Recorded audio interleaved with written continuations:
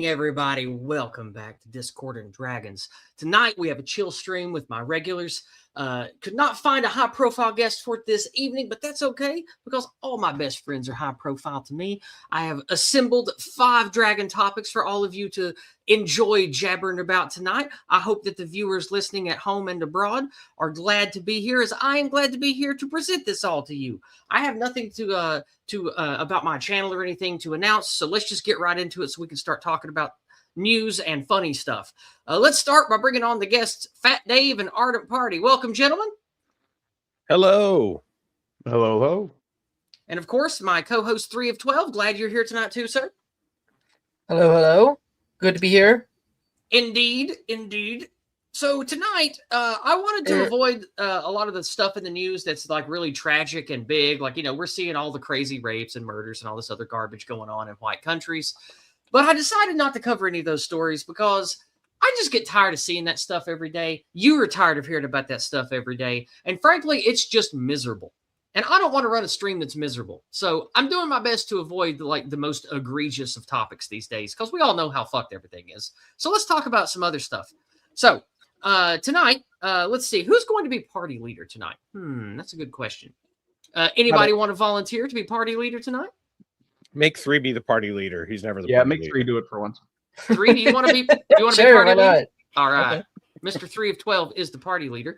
Now, as the party leader, for those of you who may be new or coming back after a long break, why does it matter who's party leader? Well, the framework of the show is we talk to make-believe dragons from a D&D setting called Dragon Star. It's based, it's like the space version of Council of Worms back in the day. And I pretend that these interstellar make-believe fantasy dragons that run a big empire of humans and elves and dwarves and shit, they're interested in planet Earth, and they want to get to know us better by asking us about Clown World news.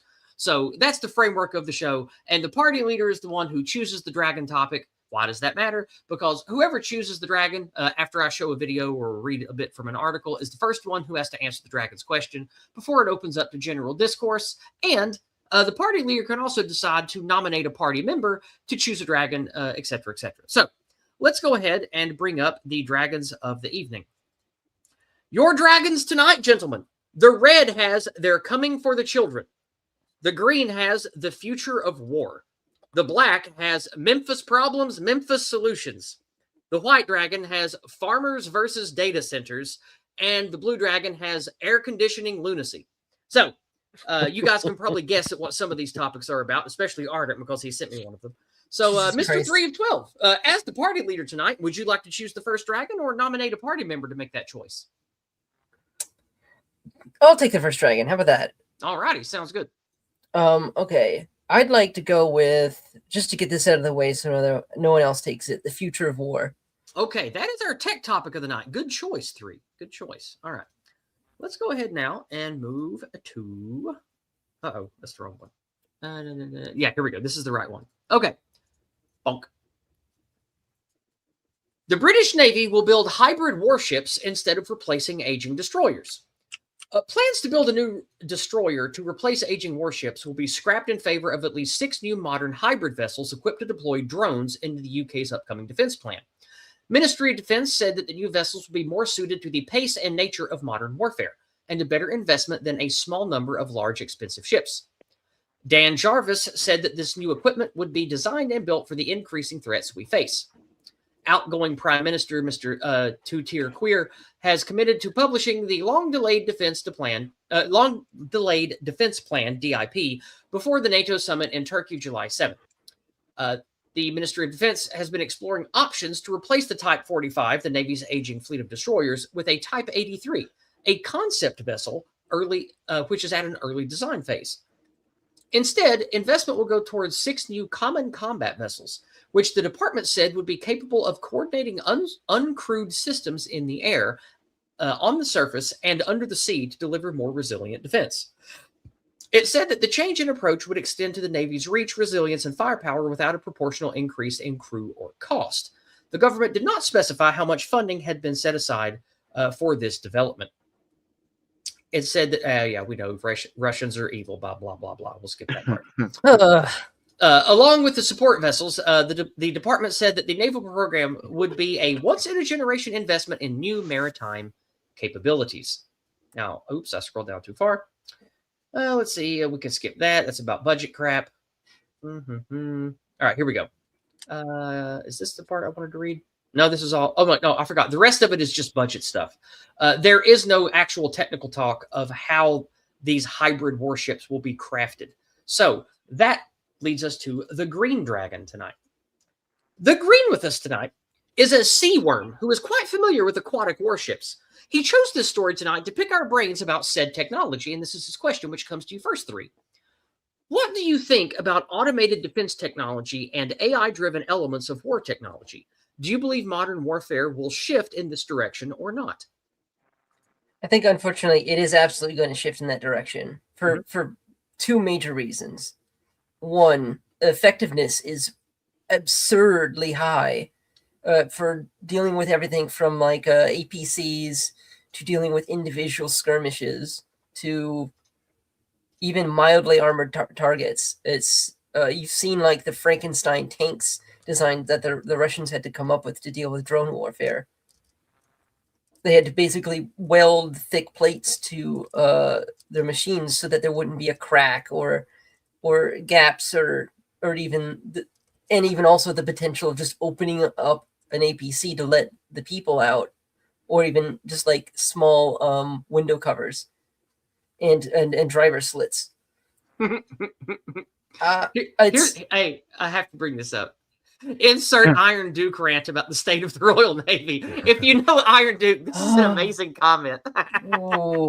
I also saw that Xiphus mentioned today that Keir Starmer announced that they were going to basically do something vaguely similar. Actually, they're going to start producing submarines that are meant to be droid control hubs, and basically they apparently just had a scandal with something called Ajax. I know nothing about it. But supposedly their military is in no position to be designing stuff either. And I bring it up because like it's funny. The whole world is suddenly the military industrial complexes are certainly pivoting to this after seeing how effective it is in Ukraine. And even then, like they can't really find people to do it because apparently nobody plays video games except millennials. Okay. Ukraine is actually hiring gamers to bomb Russians right now. Great. So that brings me to the second half of my answer, which is it's not only is it going to happen, but it's going to be fucking horrible. I mean, in the attempt to avoid our own we're doing it for the sake of making sure that no American serviceman ever has to put boots on the ground and risk his life beyond, say, maybe air superiority, like we've been doing with Iran. But in other parts of the world, it's just a supplement, and it causes that does the exact opposite. Creates enormous amounts of deaths of young people who should be siring a new generation instead of just dying in some meat grinder somewhere. So I figure that at least us doing it is probably is a good thing. We're doing it to reduce casualties, and frankly, it might deter war with us entirely because it would just cause enormous casualties for another country that doesn't employ it, probably because they can't afford to. Even in the long term, because most countries can't even afford to have a real navy. Let's be honest. Yeah, navies are fucking expensive, and even countries that should have one don't have one. As our friends in the UK have learned. Anything else, or do you want to pass it off to somebody else? The only unique thing I have to say about it is that gamers just rise up and into the military so that you have control. Dave, Ardent, what do you guys think? No, go ahead, Dave. So like all over Ukraine now, they're shooting drones, and they're using I think that's one of the reasons that they're using for this memory shortage is because every one of those drones has fucking memory in it, right? So they're blowing up all this like scarce resources stuff. Not that they're using like the cutting edge shit in those drones, but they're blowing Not up even silicone close. in every one of those fucking drones. Yeah, no, they they usually use like 8 or 10 megs of RAM or some shit. They used to, but It's one of the NVRAM. big Don't worry about it.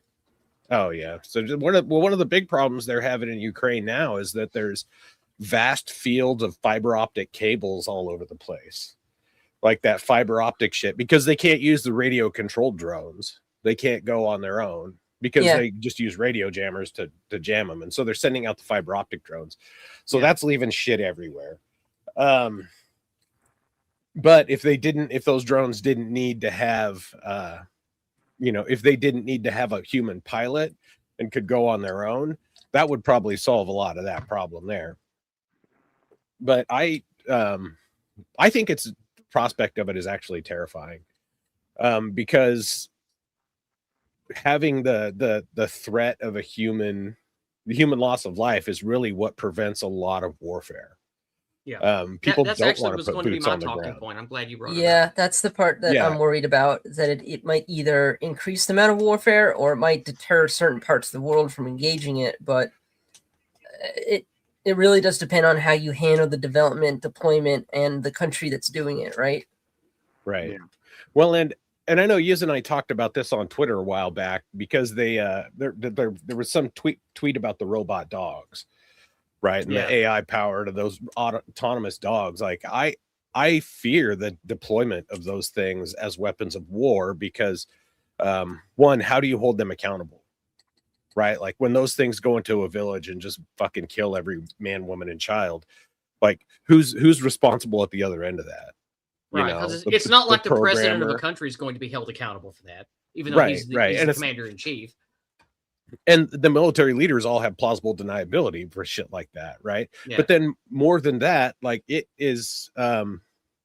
gives them a degree of separation from the warfare and the death that I'm not necessarily comfortable with people having, with the people that have that power. Like I don't think the president should be able to sit into a fucking bunker and launch nukes, right? Like he should have to stand on the ground with everybody else and watch that shit happen as a deterrent for him using it. He should suffer the consequences of using it as much as the people he's sending out there. Much like all the congressmen who vote to send our kids to fucking war, their children should be the first ones out there. That would noblesse oblige. Yep. Yeah, exactly. Like that would disincentivize them from wielding that power lightly. And I feel like introducing too much autonomous warfare incentivizes more warfare. It incentivizes and it incentivizes the arms manufacturers, right? And the war, the military industrial complex, who's already always pushing for war anyways. They're always pushing for more conflicts, more shit like that. And a lot of that technology comes from fucking Israel too. So, that's going to be part of it. Like they have a lot of high tech industry in Israel. A lot of the semiconductor equipment comes from Israeli companies. And so that just gets right back to the same problems we're having now. Really. Yeah. So, I mean, I guess that's just for the money laundering part of it.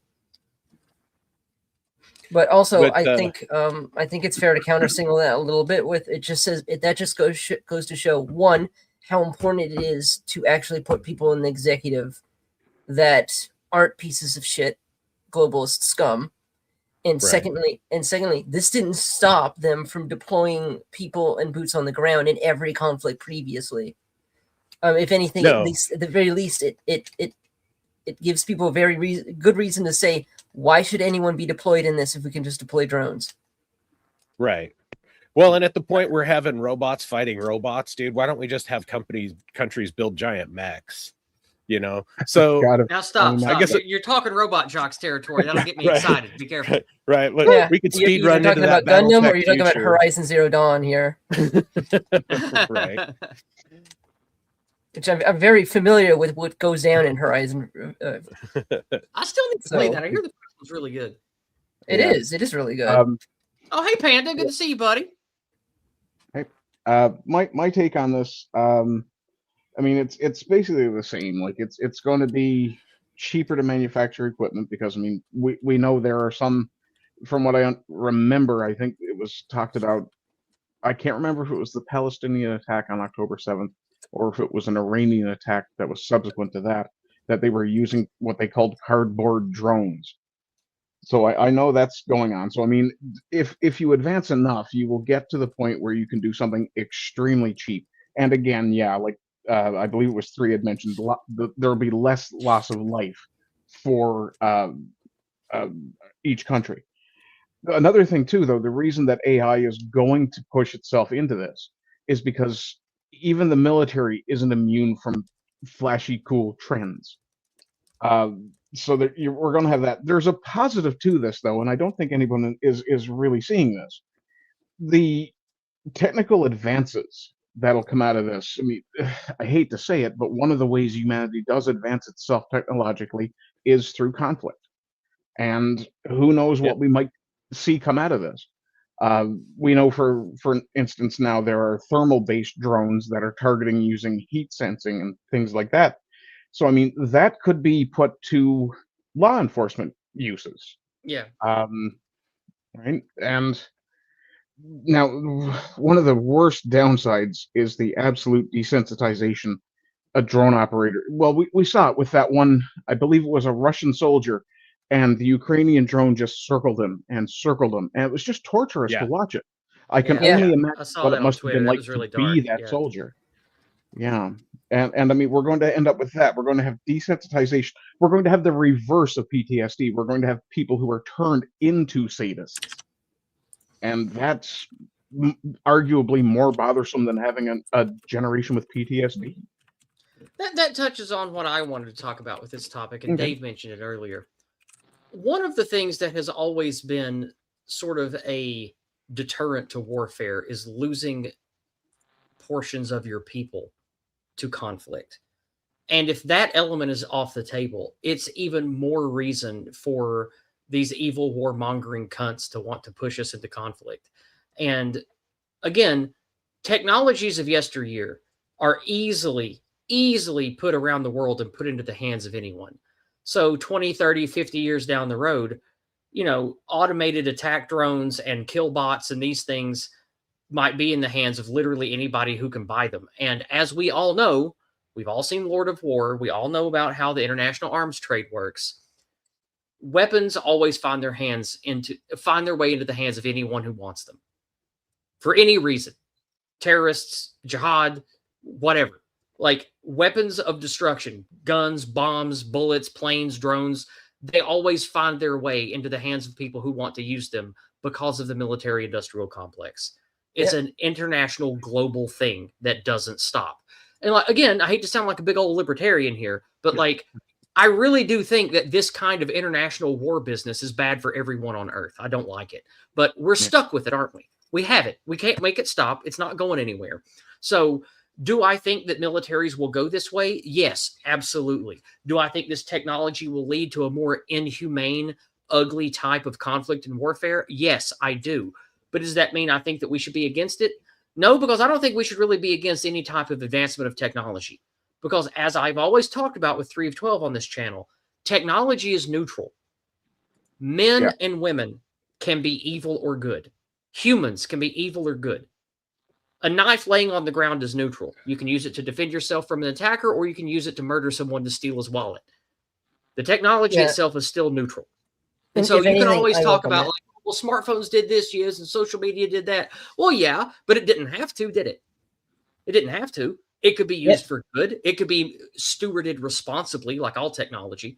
And so, and again, I'll wrap up by saying, in the never-ending escalation of ethno-religious conflict between the power groups on Earth, we have to maintain technological supremacy, or we will fall behind and be enslaved by those who don't give up technology, who are not afraid to pursue the heights of technological warfare.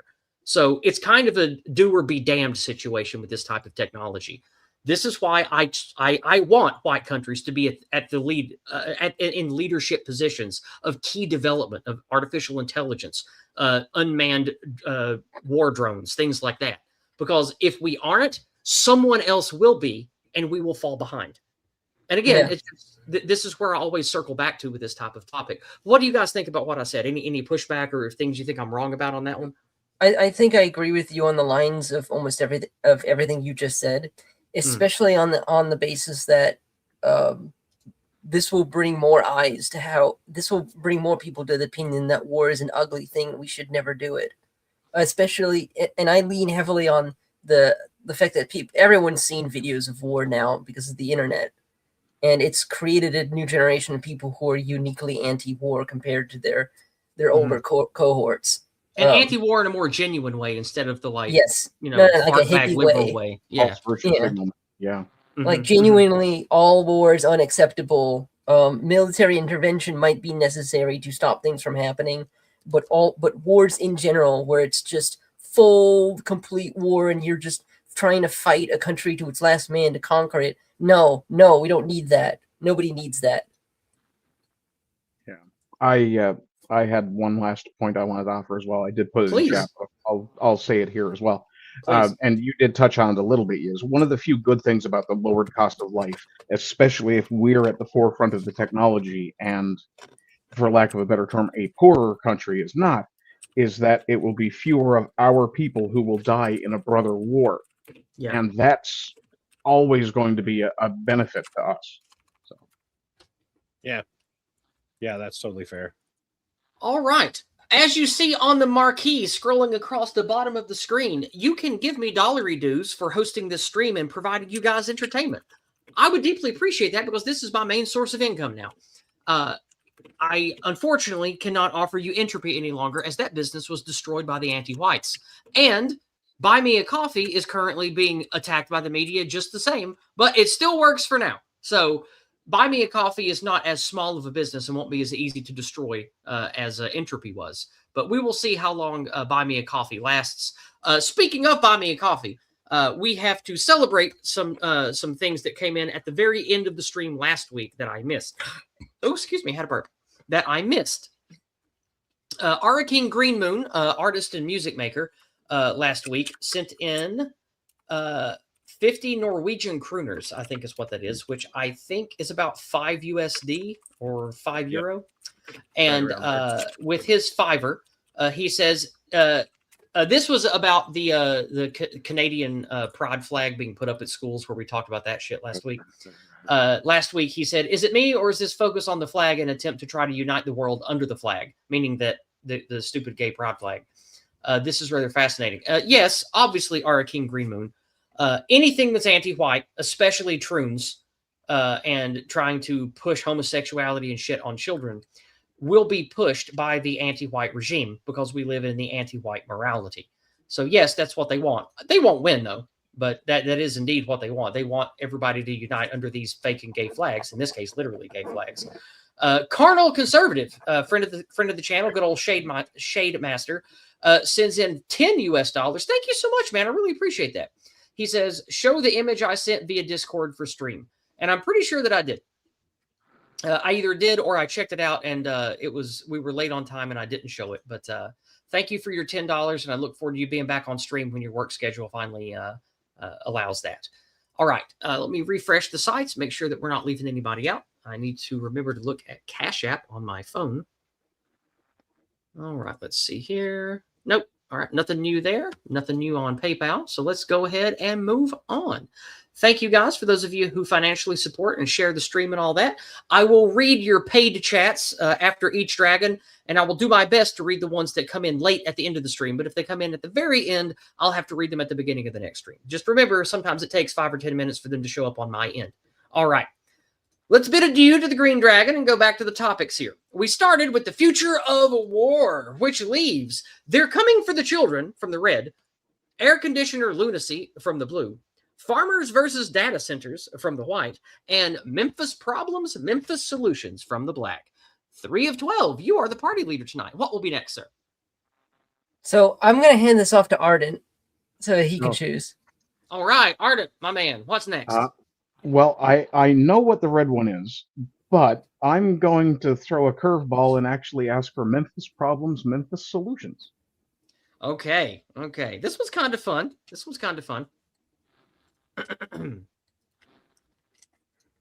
Memphis worker tie up teen after alleged robbery. This rocket scientist featured here attempted to rob a bunch of construction workers, and so they just hogtied him. They hogtied him and chained him to what they were working on until the cops showed up. So let's read about it. A Memphis construction crew was not about to give in when a teen tried to rob them Tuesday in the Highland Heights neighborhood. Workers say that the 18-year-old walked up to the 600 block of Hillcrest, pulled out what looked like a black semi-automatic handgun, and threatened them. Instead of complying, the crew attacked him and wrestled him to the ground, restrained him with a nylon strap, and chained him to the front porch railing until the police showed up. Officers later found the suspect still tied to the porch and recovered an object that appeared to be a handgun. It ended up being just a BB pistol. The teen told the police it was a BB gun and claimed the whole thing was meant as a social media prank. Yeah, funny he wasn't recording it. All right. According to WREG, that's local news there, workers on the job site disarmed and detained Leotha Bush, that's the name of the rocket scientist here, then tied him to the railing while one victim tossed the suspected firearm into the yard. Local news reported that Bush, the perpetrator, was booked on 2 counts of criminal attempted aggravated robbery and 1 count of display of intimidation, of display of an imitation firearm, and that he is being held on a $150,000 bond. One worker, Walter Holston, told the station, "Thank God everybody's all right. It's just so dangerous now. You have to be careful with everything, you know?" All right. So the rest of this is just pointless local coverage. So we don't need it for what we're going to talk about tonight. So let's go ahead and move to the Black Dragon, shall we? Which is this good-looking worm here. Nice. The black with us tonight is the reigning minister of a large nation of multiple human city-states who have a long history of conflict between each other. They now live in a functional state of peace thanks to draconic rulership, which leads her to think about the whites and the blacks in America. So she chose this story tonight to ask us this about racial relations. Do you think with proper law enforcement and societal order that blacks, meaning the American blacks, can exist peacefully and perhaps even productively with whites in America? My knee-jerk reaction is to say no, because we're seeing that it isn't possible. I think potentially, but it's a case of you need more than just law enforcement and societal punishments or order. You need what the blacks had before the civil rights movement. You need strong families with strong father figures who are determined not to let their kids grow up to be assholes. I'm still half laughing over that story, to be honest. Yeah. Was that guy's name Leotha?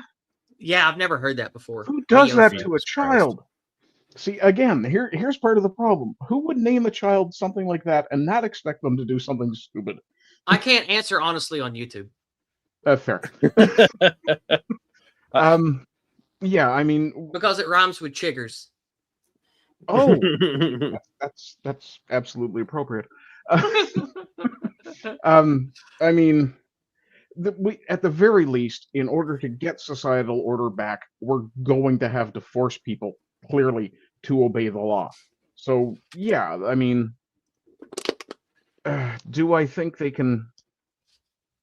I honestly, whether or not they can be with whites in America, I tend to lean towards the same solution they do: segregation. Yep. All right, who's next? Who wants to take this one next?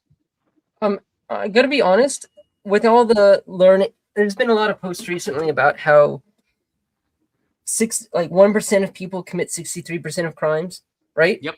Mm-hmm. That's about so, right. Yeah.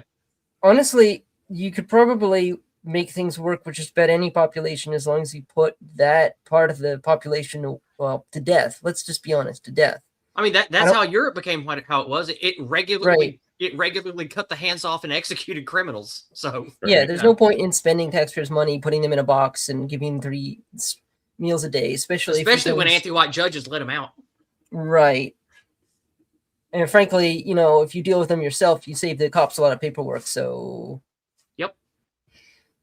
Just saying, Like that gun manufacturer, that military guy, I forget who it was, saying that it's a popular quote in gun circles about how the criminal needs to fear the civilian, needs to fear the victim. Oh yeah. That's the only way exactly. to really stop crime is for everybody to be Yeah. armed and willing to shoot criminals. That's the only way to really Yes. stop it. I agree with that, by the way. Yeah, I agree with that too. Especially I see people even are so psyop that they're gun owners and they mock other people for open carrying, and I'm like, dude, some places that's the only way to make sure you don't get robbed. I mean, people open carry around here all the time. Like Yeah. it's very common at everywhere I go to see people carrying shotguns and pistols on their hip and stuff. I don't know if there's a corollary or not, but we have basically zero violent crime and breaking and entering here, like literally none. Yeah. I wonder if those two things go together. Yeah, and to go even further, before we had the Great Society, Black Americans actually had a higher religiosity and were more likely to have a father present. Yeah. I mean, not by a lot, but it was a thing. The idea is that American blacks can't be a part of our society. It's just ridiculous. I mean, they're not like African blacks that have an average IQ of 70. They don't have they don't have the problem with malnourishment. They don't have the problem of like living in stupid societies. They don't have the problem of education being literally unavailable. They don't have the roving gang mobs of killers and stuff like that. If you get people out of city culture.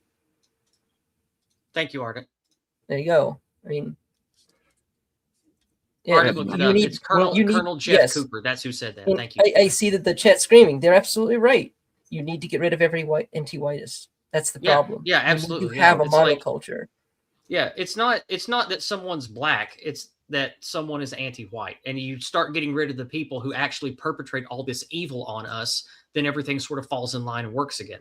Like that's why I hate anti-whiteism and anti-whites. I don't hate a man because of the race he was born. He didn't have a choice in that. He does have a choice in being evil or in conforming or not to my values and norms. He does have that choice. And if he's too stupid to have that choice, then he's either deported or executed. Yeah, I absolutely agree with that. Someone who is in 80 IQ in our society is going to be a problem. Yeah.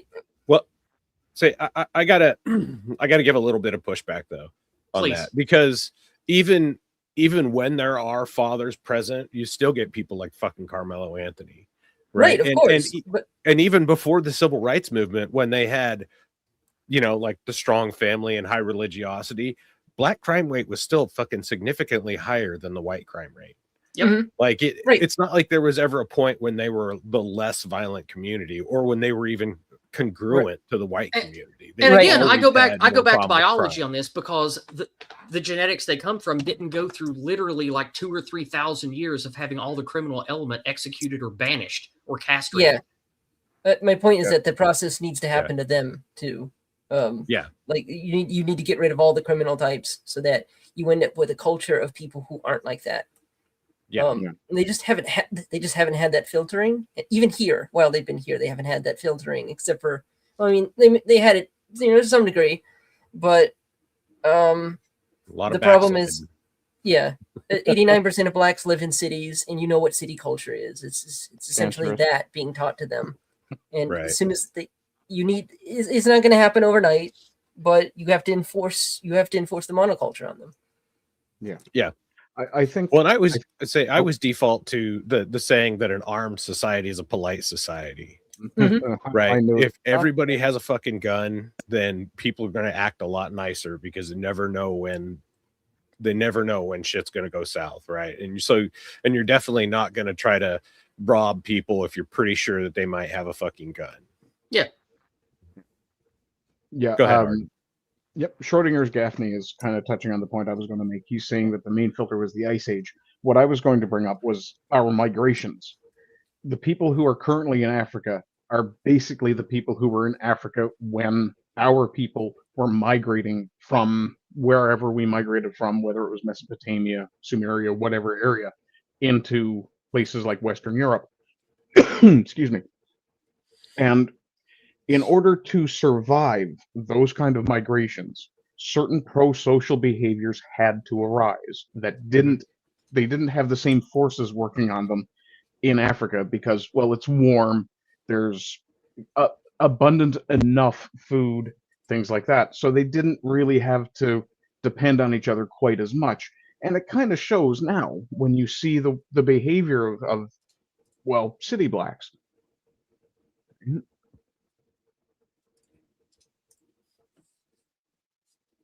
Please continue. I'm just putting up Oh. comments that I like. Go ahead. Sorry, I was just coughing. But yeah, I mean, the one of the things that I'm really proud of about Newfoundland culture is the fact that for a very long time, for centuries, in fact, we had to depend on each other. Our communities became incredibly tightly knit because we might be cut off from, England, for example, for over a year at a time.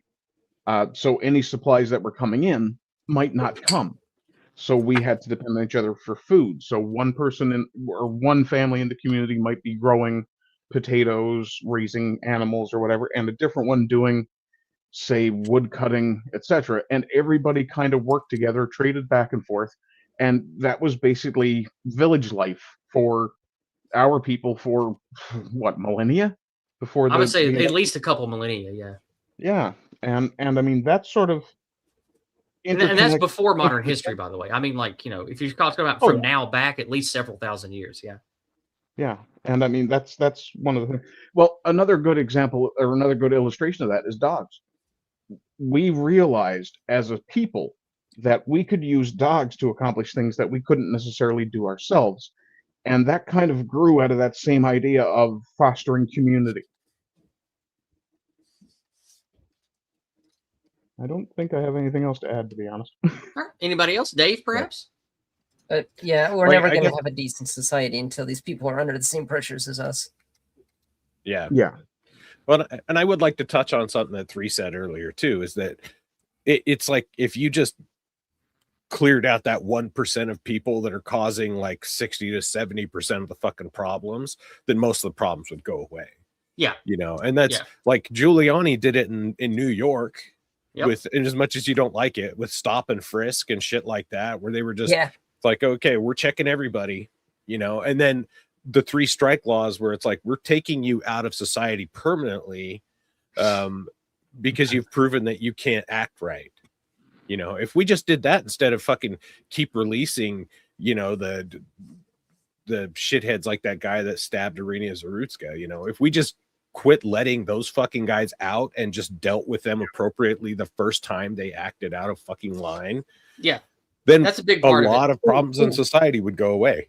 Mm-hmm. I've got another great statistic. Remember when the New York subway system put up fare doors, their janitorial costs reduced 90% because the people who were fare evading were breaking shit and causing trouble.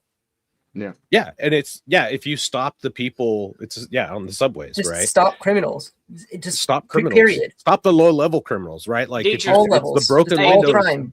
Deidre has a great windows comment policing. on Rebel. Check this out. Catch and release only works for fish. Yeah. Yeah. I mean, and the most peaceful time in New York City was during the 80s when they had stop and frisk under Rudy Giuliani. He was the best mayor New York ever had. Yep. Yeah, and he was a hard ass. Like, and it turned that place Racial profiling from, is like, good. It would stopped it from being like the murder fucking capital of the world. Yeah. Like there were more crimes and murders, there were more violent offenses, and it was because and they also stopped fare since we're talking evaders. about They statistics and murder, like I want the rest of the world to know this.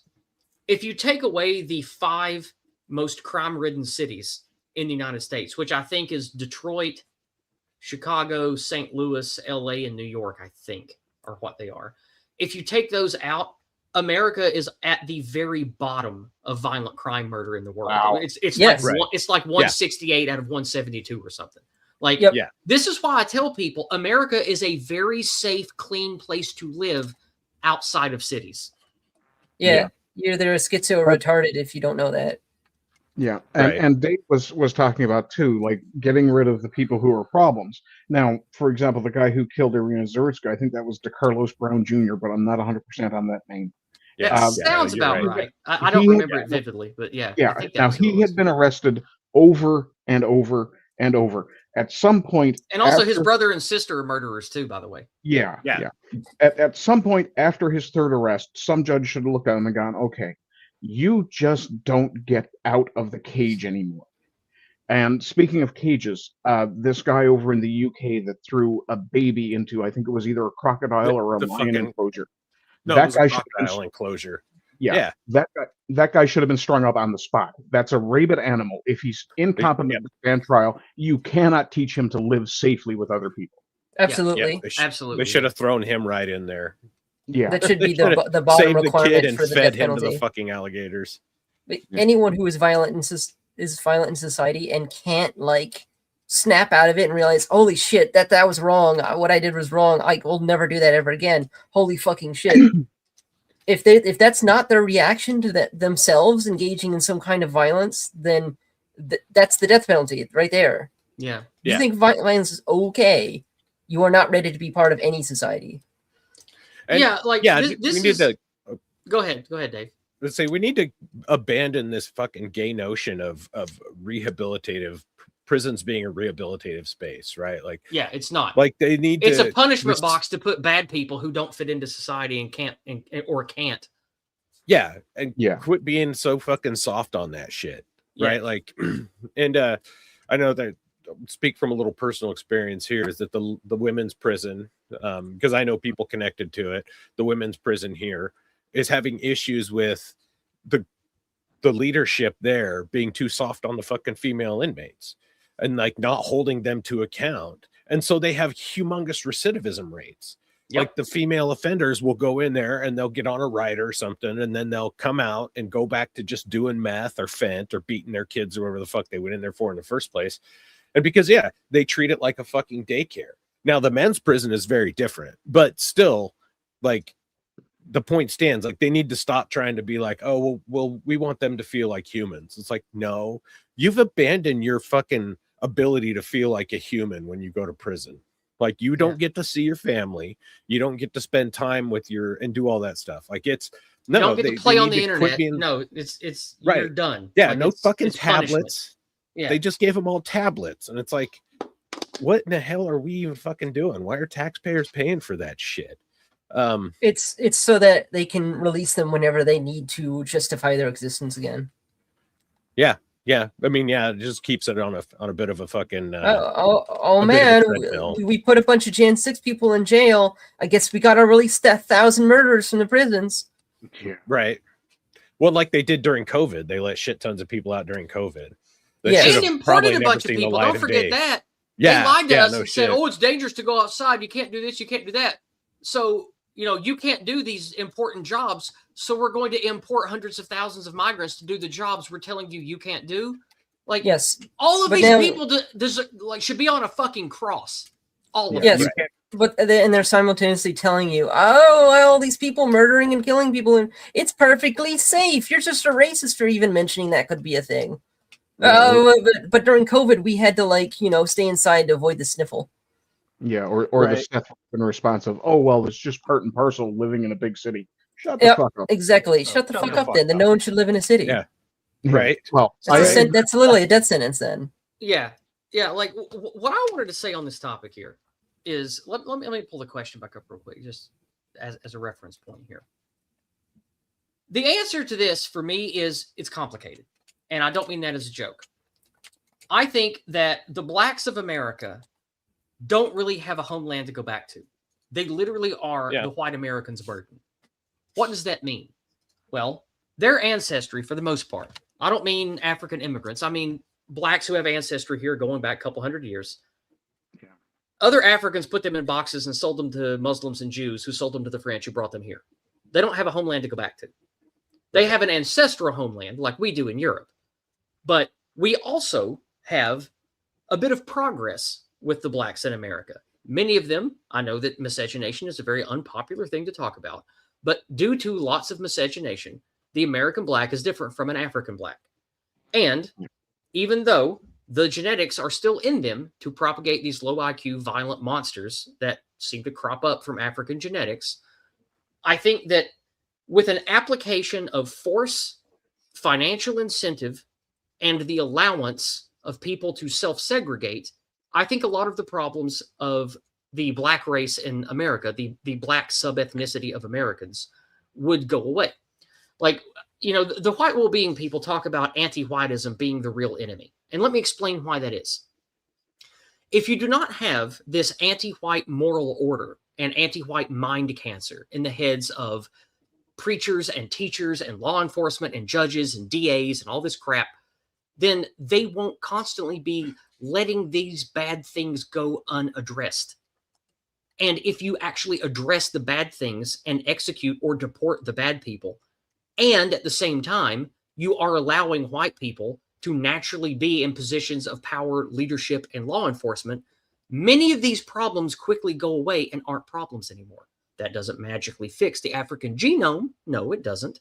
But it also feels a little immoral to say, okay, everybody who's black or half black or whatever, get on a bus or a plane, you're out of here. We're going to make you a Liberia Mark II and send you to Africa. Like, does that sound pretty good? In a way, yeah, but that's not very moral and it's not very effective. I think what would be more effective is sort of the Enoch Powell approach with an American twist. You say, hey, blacks, a lot of you are not scumbags. A lot of you are okay. If you want to stay, you have to, you could say, okay, here's your financial incentive. Do you want to go to Liberia too? Or do you want to stay in the United States with white people? If you want to stay in the United States with white people, you have to meet these requirements. You have to be at least this no crime. You have to be at least of these parameters of loyalty and IQ and these things. And you also have to get snipped. You cannot procreate if you stay here. Many of them would take that bargain and just live out the rest of their lives here, living it up, having a good time. The ones who cared about procreating would probably either self-segregate and go to a different place in North America or South America, or they would find some place to go in Africa, and I would be glad for us to foot the bill for that. That is sort of it's a mix of eugenics and Enoch Powell pressure and release type of approach that I think would actually work well with American blacks. Many of them who have already integrated and lived good lives are not a problem. However, if we address the elephant in the room of racial progeny and the fact that the genetics they carry have never created anything close to what we would consider civilization, and it's a ticking time bomb of their offspring being violent, low IQ, unmanageable monsters, then yeah, we need to address the elephant in the room and actually do something about it. But we also should do it from a moral standpoint. We should also treat people fairly based on their own actions and their own character. Yeah, I agree. And that's why I don't think that it, like, for example, I'm not going to go to Clarence Thomas and be like, listen here, N-word, get on the boat. No, I'm not going to say that to Clarence Thomas. I know, that's outrageous. Yeah, that's outrageous. And I think that's immoral. It'd be completely unfair. Tom Sowell would call you an asshole. Tell me more about your no niggers policy. Yeah, and Kane, that's exactly the point. That's exactly the point, Kane. If they rise up, that gives us reason to take more extreme measures to those who do.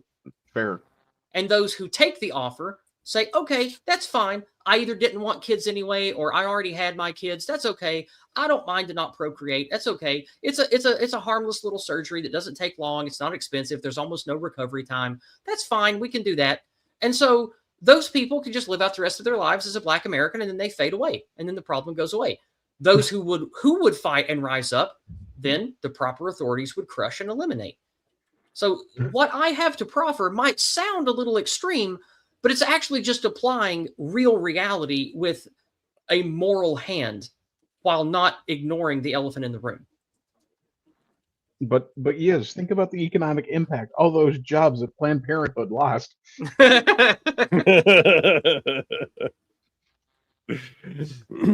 So I know that might sound a little harsh or extreme, but like, we're talking about real civilizational crisis here.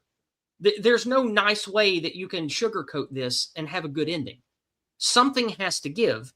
And if you actually approach this with a moral mind and heart, you can create pathways to the most moral outcome for people who actually want to do the right thing of both races involved in the American group here. And I think that there are many Black Americans who would agree with what I said. They understand that they are very, very lucky to have been born in the United States and have all of the options they do and not been born in an African shithole. Yeah. And they I probably grew would up be glad with to live out people. the rest of their lives here and not procreate. I think they'd be happy with that. Well, I work with a dude from Mozambique, right? He's a migrant from Mozambique, and he's really cool, and he's a smart guy. And I asked him, I'm like, how, you know, do you ever want to go back? Like, just to visit? And he's like, hell no. He doesn't want anything to do with it. Yeah. You know? Yeah. And I don't blame him. Tree Godfather's totally right. I've said many times on this channel, anti-white people are our worst problem. Like, this is why I'm way on board with the white well-being approach. We have to get anti-whiteism out of the heads of white people. That, like, unless we do that, none of the rest of this shit could even happen. None of us have a future unless we beat anti-whiteism, like, as a thing. Like, we have to get rid of that, or none of the shit that we want happens anyway. So, totally on board with him saying that. Yeah. Well, I think you could get rid of a lot of that by ending universal suffrage and moving to a more merit-based that's a big part of system. it. Yeah. It should be 35. You only head of the household. You have to have children and property and be a net taxpayer. It needs to be a large combination of positive factors so that it can't be just one thing that people abuse. Yeah. Yeah. Stumbling's got a terrible idea. I mean, a great idea. Oh, wow. Wait, I've never thought of that one before. That's great. Just let them see how stupid it is. Yeah. Speaking of, where are the U.S. bases in Africa? That's fantastic.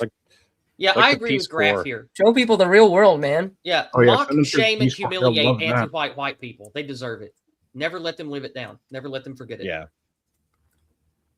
No, there are bases in Kenya, Somalia, Mogadishu. Yeah, send them all to Mogadishu. That'll sort them out. Oh, jeez. They won't come back, to be honest. I mean, like, it's okay. I mean, if you know what I mean. Send them by train. Yeah, speaking of the white well-being community, victory and credit to where credit's due.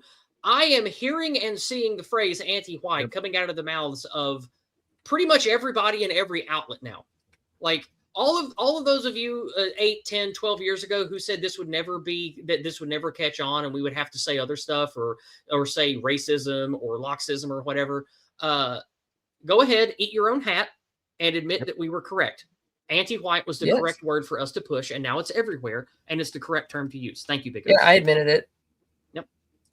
It works. It's good.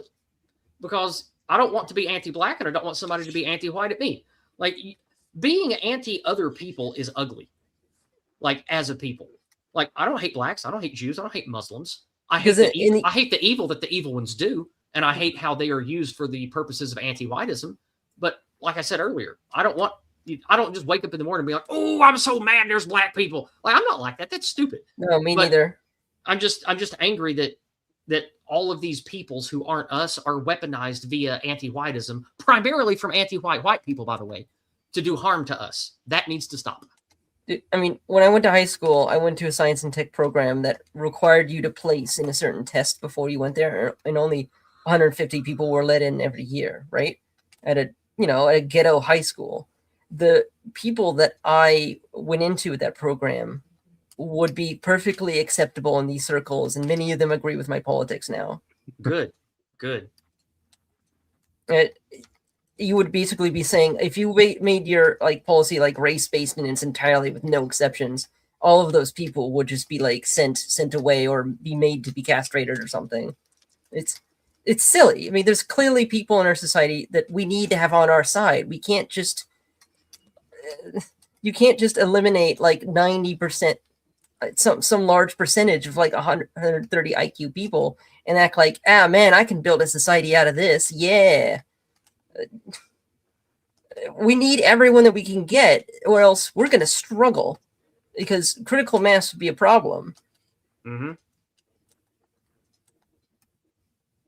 Dude, choose your friends individually, not by some stupid superficial thing. Yeah, absolutely. All right. Well, let's check and see if we had any paid chats come in. We had a small one for $2 over on PayPal this is a real name, so I'm not going to say it, but the initials are LG, and it's $2. Thank you so much.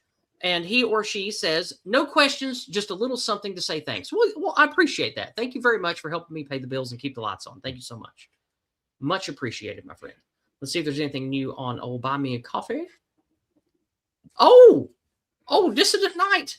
Longtime friend of the channel and financial supporter, Dissident Knight, sends $10 US. Thank you, buddy.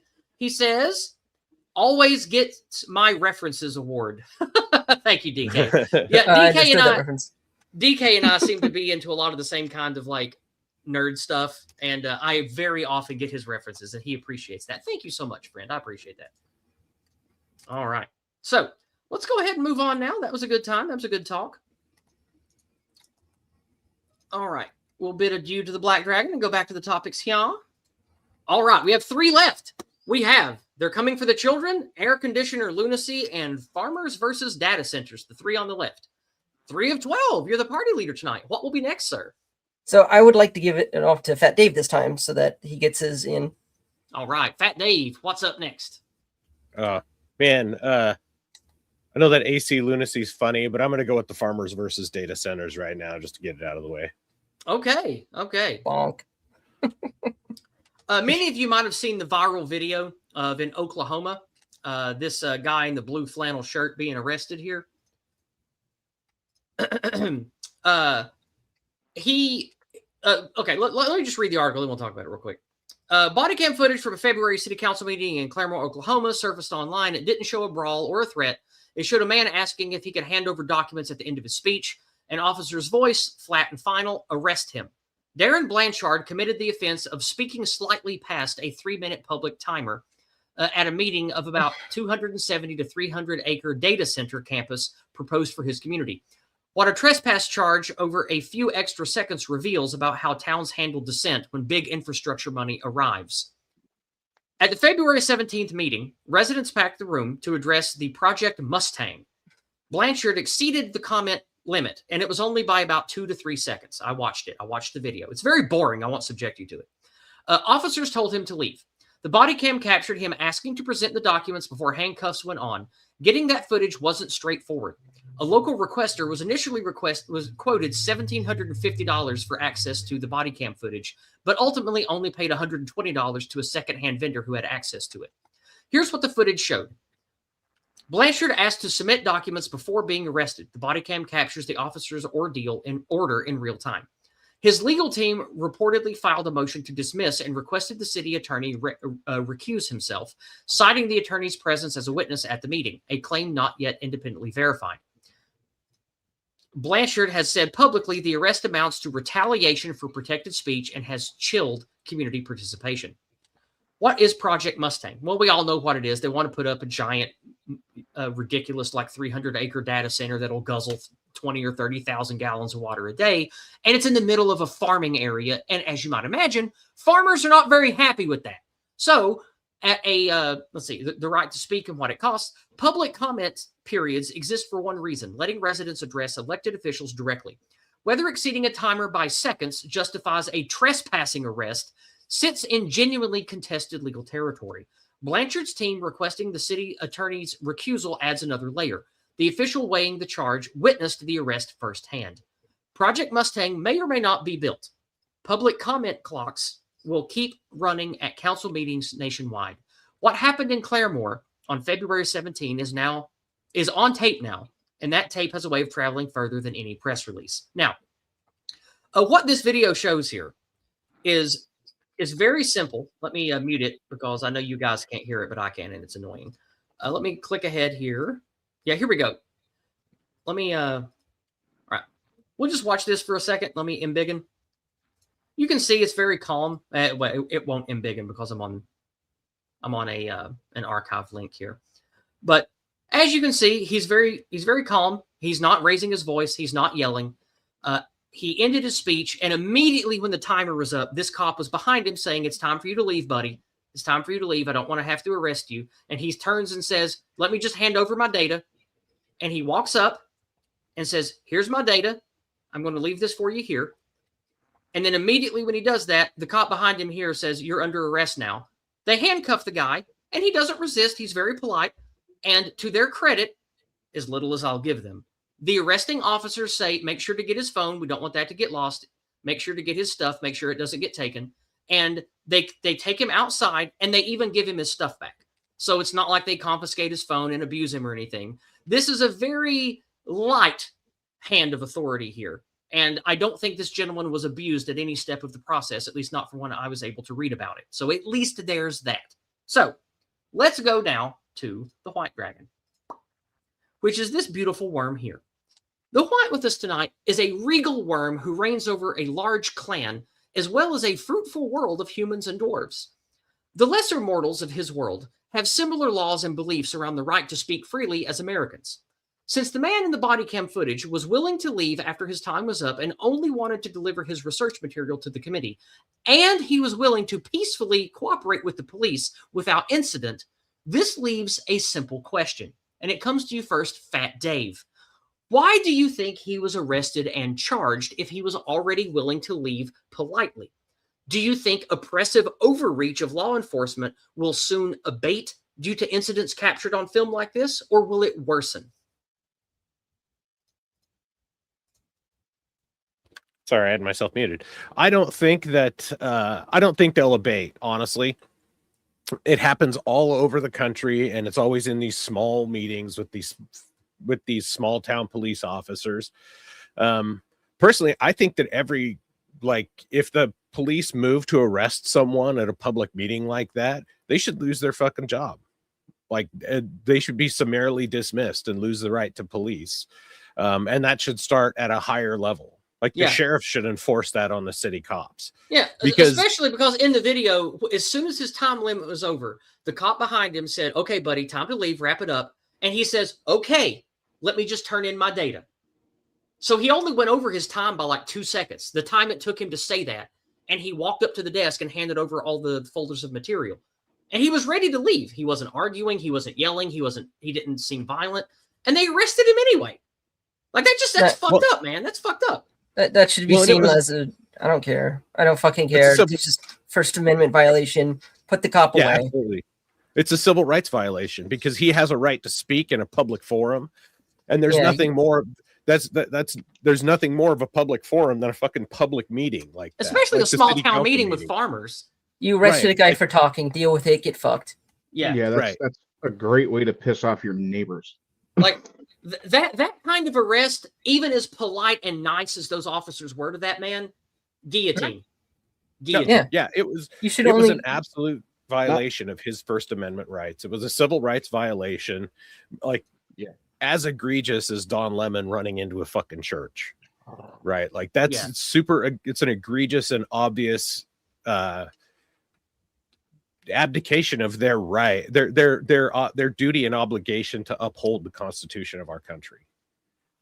They're blatantly violating it. And but I don't think it's going to change. And the only thing that ever changes those behaviors is fucking lawsuits. And all that really ever does is just get the guy who got arrested gets a big payday from the taxpayers. Right. Yeah. There needs to be higher accountability. There needs to be federal oversight on shit like that. The feds need to step in. The sheriff should step in and they should say, no, he's not under arrest. You guys if you're going to carry this on, you're to the county's credit. The sheriff did speak about this and talk about how ugly and wrong it was for the city cops to treat him that way. So at least there's that. Yeah. But he didn't do anything to fucking stop it at the moment it happened. Yeah, but the sheriff wasn't there. He wasn't there. This was he wasn't. But if it's going to come to the point where the sheriff has to be at all the city meetings to keep the city cops in check from being dipshits, then maybe they should start doing that. Yeah. Go ahead. Sorry. No, I agree with everything you just said. Using the law to enforce that sort of thing should be considered the absolute last resort. And the minor inconvenience of speaking 2 seconds past his time and or also just putting the data on the table. He can walk up and put the fucking data on the table. Right? He was done speaking. He spoke his piece. He wasn't yelling. He wasn't saying you motherfuckers, I'm going to kill you. No, he wasn't saying that. The points he was making. This is a town hall meeting. Jesus fucking Christ. Yeah, the points he was making was specifically about water needs and irrigation and how that would be disastrous for local farming. That was his points, and he had data on it. And so he spoke his piece, and the cop's like, your time's up, buddy. Come on, wrap it up. And he goes, okay, let me turn in my data. That's literally the exchange. That was it. And they arrested him for that. Yeah, that's fucked up, man. I don't think necessarily just the cops should be punished for that. I think whoever gave the order to the cops should be punished for doing it. The cops should be punished for that. I'm not tolerating this. They were just doing their job shit. No, I'm not saying the cops shouldn't be punished. I'm saying they should be punished. But not just them. Whoever gave the order to the police. Oh, of course, absolutely. Because he's part of the executive branch, essentially. Yeah, exactly. Right. The cop is just essentially an extension of the authority of whoever gave the order. So yeah, the cop should have the presence of mind to go, no, get bent. I'm not doing that. And at the same time, the person who gave the order to the cop should be looked at and gone, okay, yeah, you were abusing your authority. Yeah, because it's a clear, like, the cops shouldn't have a say. The cops should not have a say there unless the guy starts getting unruly. And if they're going to go after, like, the cops should have no ability to say, okay, you're done talking, because that's the duty of the chair. That's the duty of the people up on the panel to say, all right, you're done talking, move on. And then if he doesn't move on, then then maybe the cops should intervene, maybe. But the cops should not be the ones arbitrating when he's done speaking. That's not their right. It's not their duty. It's not what they should be there for. And it seems like they're just a paid fucking Gestapo there to enforce the will of the data centers, the data brokers, right? To keep the will of the mass surveillance centers. I'm tired of calling them data centers. I'm just going to call them mass surveillance centers from now on, because that's what most of them are going to be used for. So, and I know, not to be a Luddite about it, I understand we do need some stuff like that. It really is just AI compute is like the vast majority of it. It really is. It's not surveillance. Surveillance requires very little processing power. But in respect to this, like, the police should have no ability or say in whether he's done speaking or not. And they have absolutely no right to arrest him for speaking at this, because he's just exercising his First Amendment rights. If they are on a time limit because a bunch of people want to speak, and he's just going on and not giving up the microphone and yelling and stuff, I understand a law enforcement guy showing him the door, but they shouldn't arrest him for trespassing. No. That's bullshit. Yeah, absolutely. It's like if a guy is being a drunk, loud asshole at like a local bar, don't arrest him and give him a criminal record. Just show him the door and tell him to go home. Like, that kind of thing. Yeah. And there's, I've watched a bunch of these auditors, and isn't there some sort of mechanism where you're not actually capable of trespassing people from a public forum? Right. You can't trespass on public property unless you're being disorderly. Yeah. And he was not being disorderly in any way. No, not at all. And also he was very polite and agreeable with the police. Yeah, the reason why this is happening is because there's no consequences when a cop basically abuses the law. Doesn't even follow the law, because you're supposed to sue a cop when he's in violation of our right to speech, of our right to assemble. Yeah, like that's a federal civil rights violation. He should file suit against that police department. He has, and I hope he wins. Or maybe against the officers. I should be able to ruin that officer himself and blacklist him from ever working in law enforcement ever again. Right. Like I'm 100%. The consequences need to be tripled, quadrupled, quintupled, whatever it has to be done. It's clearly not working, because people do shit that's illegal on a serious basis every single fucking day. Yeah. And this is a reason, also a reason why a chunk of our populace thinks that we shouldn't have cops at all. Like, until we fix this shit, we're going to be dealing with generations of stupid agitators being generated because of this shit. Yeah. Fix this society, and you don't have retards screaming for the cops to be like defunded. Like, no, come on. Deal with the cops. Yeah. There's also a Fourth Amendment violation here too, I think, is an unreasonable. Oh, absolutely. Yeah. Yeah, just because he gave it back doesn't mean it was okay to take in the first place. Yeah. Yeah. It's just a shitty thing. It's a shitty situation. It's shitty for the fucking police to be involved in it at all. Like, I mean, it's bad enough that you got big billionaire data centers coming in and, pricing out family farms and destroying neighborhoods and shit and trying to price out everybody for the power and the water that they have. But it's even worse when you have the police enforcing the will of corrupt elected officials. Yeah, for sure. I'm glad you brought that up too, because I should also mention the other day that we had our first Brit Bong moment at a pride parade, where a police officer tried to claim that calling a transgender the sex they actually have, using their proper, using the real pronouns they should be using, was citable, like as an offense, based on them being offended. Guillotine. Like, guillotine for that guillotine. officer. Guillotine. Yeah. Yes, he was filmed saying it and doing it, and he said, like, no, you can't. You literally can't do that. What about me being offended by the troon? Yeah. Like, right. how does this work, man? Who's the one who gets cited? This is not a gray area, not even slightly. That is illegal. That is a First Amendment violation. The state can't punish you for what you say to someone, and they can't. And if they can't have a problem with it, you fucking talk to them about it, or you deal with reality. Yeah, I want to bring up something Evil Author says here, because it's something that I like bringing up. I don't say Karens for white people, because that's become an anti-white slur. But his point is, the issue is that women often run these small towns and are willing to sell their citizens out for the greater good. And oftentimes we find out the greater good is they're being given lots and lots and lots of corporate money from Peter Thiel types for these data centers and shit. Now, again, I think women are wonderful. Women are a necessary half of a whole, but I don't think that women belong in serious positions of leadership. And this dovetails nicely with what I always tell you about politics. Do not be invested in big movements and big tent politics. Do not be invested in national politics and being part of a party. The only politics you should care about and be involved with are your immediate local area where you live, where you can make a difference.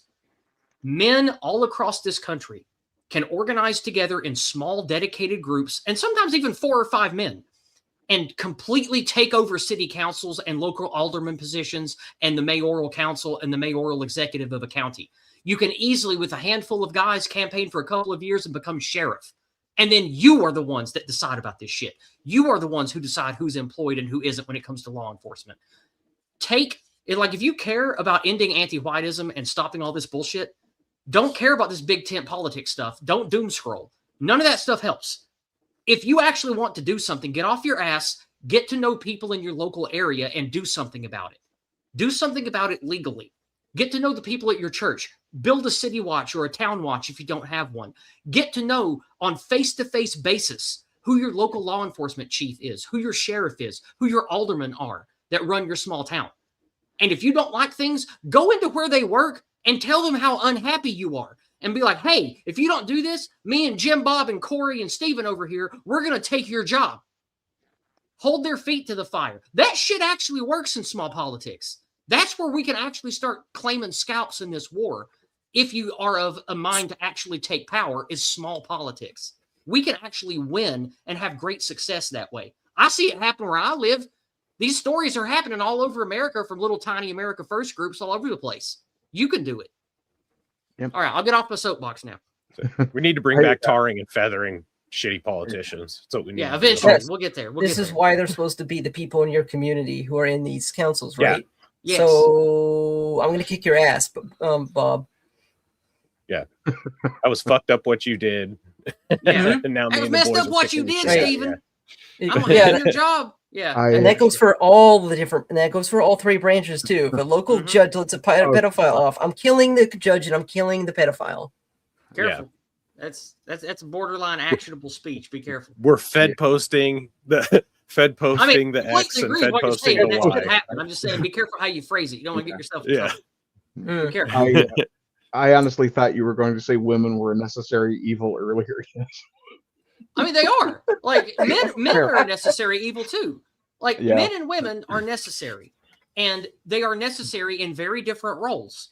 And we need to acknowledge that. Like, this whole cancer of liberalism, all of it. Like, this is why I call liberalism itself anti-white. Yes. Is because liberalism itself says race doesn't matter, sex doesn't matter, only ideology and behavior matters. Well, where do those things come from, you idiots? It comes from genetics and biology and sex and hormones and stuff. Like, Jesus. And if there's no requirements for objectivity in political matters, then basically any nutso can argue for anything. Yeah. And eventually they argue long enough that you get their way.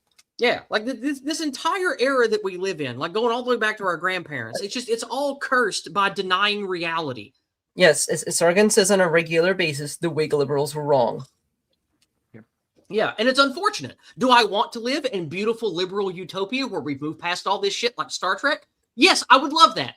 But we aren't there, and that's not reality. Boo-hoo. Would I like to live in a fantasy world with dragons and wizards and shit? Yeah, but that's not reality. Boo-hoo. Like, we have to face reality.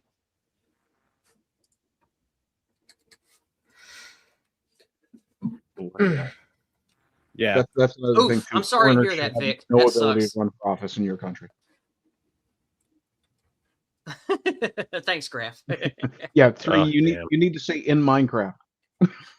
No, in real life. No, in real life. Yeah, that's great. Real life. No, but seriously, just be careful how you phrase things. I don't want you to get in trouble. Just be careful. Be careful how you say stuff. All right, we have 2 dragons left. We don't have any paid chats to address that have shown up yet. I will check again after the next dragon. So, 3 of 12, your party leader. We have 2 left. We have Air Conditioner Lunacy, and they're coming for the children. Do you want to take the next one or have a party member take it? Well, I was going to give the last 2 to the party members. Sure, so go ahead. They can have their chance. I've said quite enough this time. Okay, sure, no problem. So next one I'll give you to give to Ardent, okay? And the last one could be Fat Dave. Sounds good. Ardent, you're up, man. What's up? I suspect Dave is looking forward to doing AC Lunacy, so I'll take They're Coming for the Children, given that I know what that is. It's going Okay, to have sounds to- good. Oh boy, more Fed posting. Now this one comes to me from I Ardent. can't Fed post. Yeah, you know he'll be done for a hate crime if he Fed posts. Yeah. He has to be careful in Newfoundland because he's unfortunately Newfoundland was acquired by Canada Stan. So unfortunately, he has to be very I careful. am unfortunately a prisoner of the Great White Gulag. Yeah. So he shared this with me today. You can actually, you know what? I want you to hear it. So let's go ahead and pipe this in. Let me come back over here and open this up and put it in a tab where the listeners can hear it because I want you to hear this.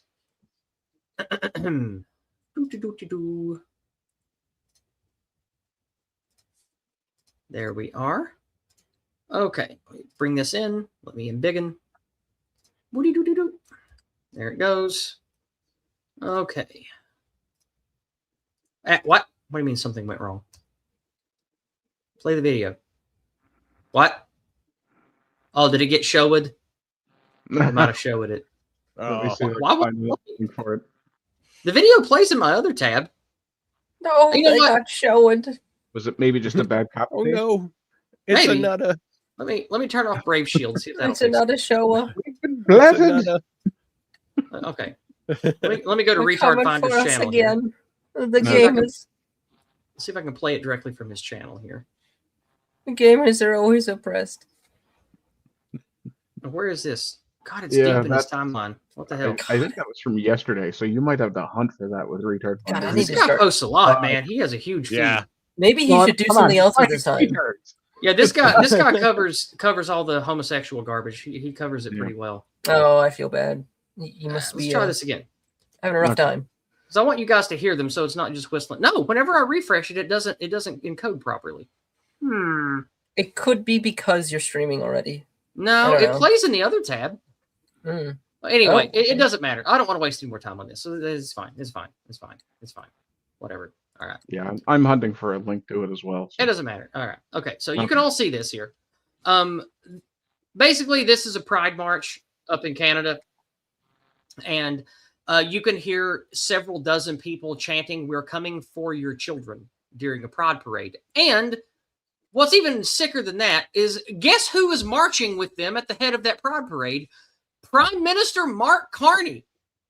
The Prime Minister of Canada is marching in that homosexual, disgraceful display of homosexuals chanting, "We're coming for your children." The Prime Minister of Canada, everyone. Happy fucking birthday. Speaking of guillotine, right, Art? One-way trebuchet. One-way trebuchet, exactly. All right. So Thanks the for red reminding me it's my birthday. The red with us tonight is from a bellicose clan, like many Reds, and enjoys learning about the farce of conflicts on Earth, since they're often perpetrated by weak, stupid men who have no business in war. He chose this story tonight to ask us this. Ardent Party, what do you think the Alphabet Mafia means when they say we're coming for your children? Also, what do you think are some of the best ways to protect children from their influence? Fed posting. No, And just be careful how you phrase stuff. Just be careful. yes. I mean, I want to say they're not making a tongue-in-cheek pun about their sexual behaviors when they say that phrasing, but yeah.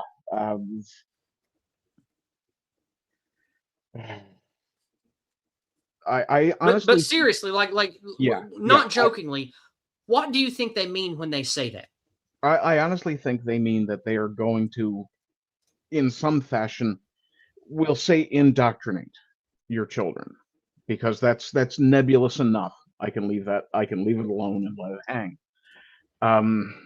Yeah, I mean, the idea that they're going to either convince your children that being gay is okay, which would be the sanitary, publicly consumed acceptable response to that question. I I mean, it's got such a sinister undertone, especially considering some of the statistical crimes relative to this particular group. And you also had to be aware, too, you have people in that same parade. Sorry, not people, men in that same parade who are marching down the street in front of a crowd of people, which includes a lot of children, completely naked. And I mean completely naked. Yeah, with decorated socks and shit on their dicks. It's fucked up. No, I mean, Yeah. I just mean I've seen pictures of what I mean, of these disgusting pride parades with men completely naked with their junk hanging out and decorations hanging from their dick and balls. There's a lot of decorations. It's messed there's a lot up, of man. people going It's full disgusting. naked this year. I can't believe this shit is allowed. It's so revolting. I mean, it's illegal. That's what I mean. It's illegal, but it's allowed. Any other time of the year, any other group of people, this would be completely grounds to be arrested. The fact that there hasn't been a single pillar of salt appear in Toronto this year is blowing my mind. And with grandmas bringing their kids there. Yeah, I've seen it. Which, there's a lot of people who need to have their kids taken away. Well, yeah, we've seen some people who shouldn't have been allowed to adopt children in the last little while as well. Like a certain butt juice who got his kids taken away by CPS today. Okay. Yeah, Vic says one of his cousins was nearly kidnapped by these monsters when she was 4. An undercover cop happened to catch him walking out of Kmart. That's lucky. Yeah. Just to come back to the question, what do I think are some of the best ways to protect children? Be a good parent. Be someone who understands that there is, in fact, an objective morality that people should be following. Whether you call yourself an atheist, a Christian, whatever particular form of belief you follow, preferably the Christian one, to be honest. Even as an atheist, I will say that. I would far prefer people followed the objective Christian morality of protect your children, honor your father and mother, take care of your family, all that sort of stuff. Because societies collapse when they turn their backs on the foundations that made them great. In the West, Christianity is one of the things that made us a great civilization. But this idea that it's acceptable not just for grown men to walk around naked. I mean, if we were a different society that was more accepting. To be fair, I don't want anybody walking around naked.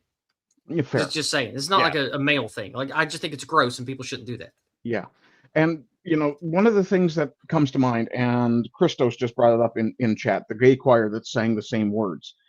On that choir, there were at least 2 registered sex offenders who had committed crimes against children. Yeah. That association alone is a great reason why these people in Toronto never should have uttered those words, because that draws the immediate comparison to, oh, are you like these people? I know I'm not supposed to think that because it's considered hate speech in some fashion, or hateful in some fashion, or some sort of phobic. But I'm sorry, you're the one saying the words. So are you being intentionally brazen about this and just daring me to be angry about it? I think are so. or are they basically saying, we don't care what you think, we are going to predate on your children? I think it's a combination of both, to be honest. Hmm. Possibly. As Yeah, far as I the think second one goes, protecting children, I mean, teach them. If a stranger approaches you, either run or defend yourself or find a cop. Ideally, not one wearing a rainbow badge, sitting in a car, or Oh, damn it. wearing a friggin' leather dog costume. That was another one from last year. Yeah, I saw that Well, too. it's a bad idea to have kids in this environment. Yeah, it's because of you. It's because Yeah, of because Yeah. of you. you. Right. Solve global warming. Turn the nope. I can't. That'll be Yeah. Careful, Artie. Careful. Yeah, let's not go there. Yeah. They'll do you for I hate know. think up there. Be careful. Yeah. Oh, I'm gonna get done for hate think anyway. They didn't bother to grandfather the hate speech laws. So something I said 10, 15 years ago could be used against me. Yeah. Yeah, I could disappear from the internet at any time, folks. So your support means a lot. That's why I loudly say Well, the N-word on the internet. Well, let's hear from somebody else on these. Yeah, you do Dave, it for you're me. the only one here who Because actually I has can't children. breathe. Let's hear from you. No, so I agree with Ardent. Teaching your family to like and I hate to say this is the first time I heard it. I know it's an old saying, but the first time I ever heard anybody say it was a short fact taco video was traditions are a solution to problems we no longer have in society. Right. And so Yeah. Returning to tradition and teaching your kids a bit more traditional values and stuff will solve a lot of these problems, and maintaining a traditional or sticking to a tradition would help us alleviate a lot of the retarded degeneracy that's going on in society now. Like, I mean, it's not just like the alphabet mafia people too. I mean, there's all sorts of shit. Like OnlyFans is extremely pernicious. A lot of like that's the ubiquity of pornography is entirely harmful to your children. Like I think if you just are well, one, you have to be a good role model to your kids, but then two, you have to make sure you teach them, you know, and I'm not going to say that every single, like, there's people in that march saying that thing, and they're saying it for two different reasons. There's only two reasons to say it, and there are the predators, and there are the people who are like, well, we're going to force your children to accept us as a lifestyle, and I feel like those people are less pernicious, but still, they're still not as it's not as innocent, you know, like the intentions are innocent, but kids don't necessarily need to learn about sexuality when they're kids. In my Right? opinion, when it comes to those more neutral types that you mentioned that aren't pernicious, gradually I began to hate them. I think that they all get to go visit Mr. Chippy. Chippy needs a feeding. It's pretty clear that it's way more helpful for people to have like a high school health class than it is to have like a sex ed class in fifth grade. Yeah. Right. Yeah. Right. Yeah, I don't think you should teach sexual material to people that don't even have the hormonal development in their brain to really understand what the fuck any of that means. Like, it's just right. Yeah, you're just prepping the children for. You're about to have a lot of strange ideas, strange smells, and strange feelings. All that's going to do is scare a kid. Yeah, that's what it did to me. I was Catholic school educated. Sex ed was a challenge. But yeah, I mean, are you guys ready for me to have gotten my second wind and go after the prime minister? Well, let's let Dave finish here. Okay. Well, I would say in any of those, like the allowing of the absolute degeneracy of people running around nude and in fetish, like barely clothed in fetish gear, just for the sake of a fucking parade. That shit needs to not happen. Yeah. Right. They need to, like, people should not be allowed to do that. I'm sorry. We have laws and rules for a fucking reason. And we have standards. Like, we should have standards as a community that keep people from doing that shit. And if there's, I don't care if it's men or women running around naked in a parade and where there's going to be children, right? Like if you're going to go to a festival or something private, whatever, this private shit, do it. But if you're going to be in public, don't be doing private shit in public. You know, in the same way that I don't want to watch two people make out on the fucking street. Yeah, everything about this applies to heteros too. Like, I don't want to see heterosexual people walking down the street with their titties and dicks out being like, woo, straight pride, we're going to fucking make babies. No, that's gross and awful. I don't want to see that either. Even if straight pride was about the was about how it's good to be heterosexual and form families and all that stuff, it would still be wrong because it would be about pride. It would be biblically sinful. Yeah. That's not a good idea. There's no reason why an entire city needs to grind to a halt over it. Yeah. Yeah. Nothing about this makes any sense. Yeah. Totally agree. Yep. No degeneracy in public. None. Zero. Yep. So anyhow, that's what I gotta say. Go into your prime minister now. Yeah, let's hear about the prime minister, Arden. I know you have a lot to say. Let's vent that bile together, brother. Go ahead. And now is a good time to remind everyone the stream is going to be ending in the next little while. If you would like to share your dollars with me, please get it in now. I would very much appreciate some of your dollars since everything costs more now. Thank you. Go ahead, Arden. Yes, please like and share the stream. Sub if you think this is worthwhile. Donate if you think it's worthwhile. And remember, nobody likes to work for free. Now, about Mark friggin' Carney. Yes, go off. That little Mr. Burns-looking troll who has trooned his own child decided that it was a good idea to be the mascot for this particular event, wherein we have people literally breaking the law. Not just morals, but actual laws, where they are males and females walking around completely naked in front of children. This is exhibitionist pedophilia being essentially mascotted by my head of state. God, Chippy is so hungry. He's so hungry, Arden. Mr. Chippy is going to get fed one of these days. That's not me fed posting. I'm just pointing out that it's an almost inevitable outcome to this. Yeah, that's safe. That's safe to say. That's good phrasing. Yeah. Well, I have to be very careful. I am, after all, in the Great White Gulag. Yeah, that's true. But the fact that this man has the nerve to stand in front of the entire country, leading a group of people who are both extremely degenerate, extremely dangerous to children, even if you only consider the amount of trauma a young child seeing a naked grown man might experience. The fact that he does all of this and then has the nerve to turn around and tell Canadians that we should not be hateful?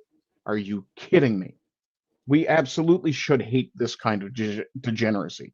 Yes. There is objective morality, and not even a matter of morality. It is a simple matter of evolutionary survival. If we continuously traumatize our children, well, like that fella on that one clip said, do you have any idea how much you have to abuse a mammal to make it not want to procreate?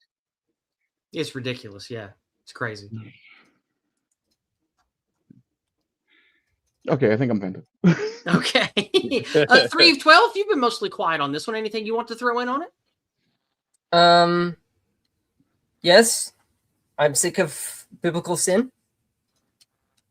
Amen. We are a Christian nation, and we should act like it, and so should Canada. And basically, Carney deserves the guillotine.